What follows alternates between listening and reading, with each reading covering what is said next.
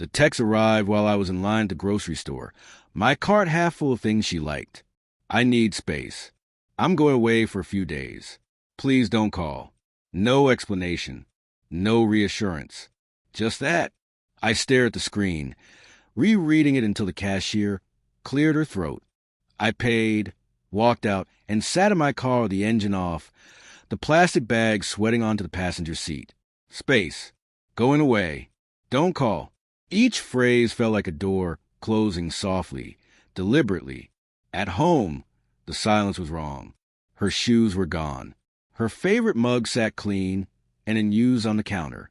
I told myself she was overwhelmed, that marriage had seasons, that love meant patience. I sent one message, "Are you safe?" and watched it stay unread. The week stretched like a bad dream. I slept on my side of the bed, leaving her space untouched, as if she might return any minute. Friends asked how we were doing. I said, fine, because admitting the truth felt like inviting it to stay. By the third day, I noticed the signs I'd been ignoring for months. The late nights, the way she'd tilt her phone away from me, the sudden interest in new music, new clothes, a new life that didn't include my questions. I remember the missed calls I'd shrugged off, the excuses I'd accepted because pushing felt worse than pretending. On the fourth night, a photo popped up on social media, posted by someone I vaguely recognized from her gym. A beach at sunset, 2 drinks on a small table, a woman's hand I knew by heart, a man's arm I didn't. My chest went hollow. I didn't cry. I didn't shout. I just sat there, feeling something old and heavy finally sink to the bottom.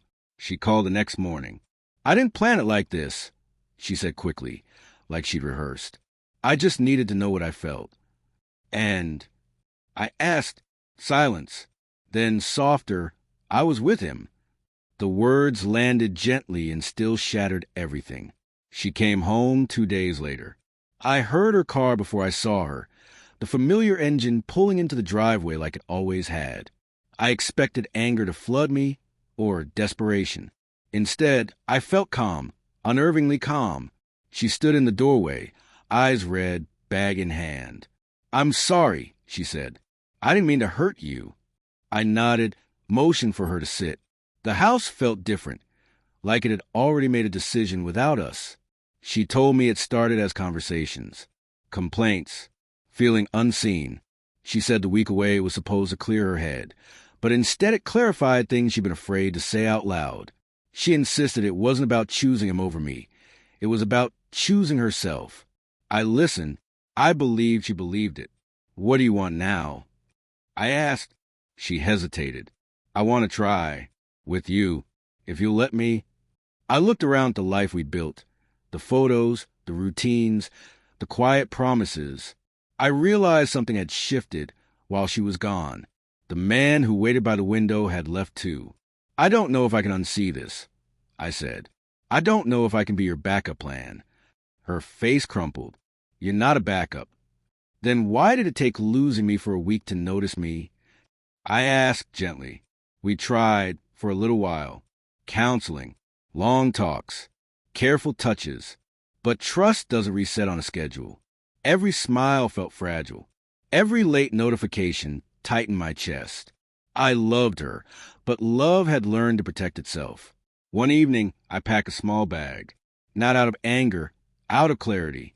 "I need to leave," I told her, "to figure out who I am without wondering if I'm enough." She didn't argue.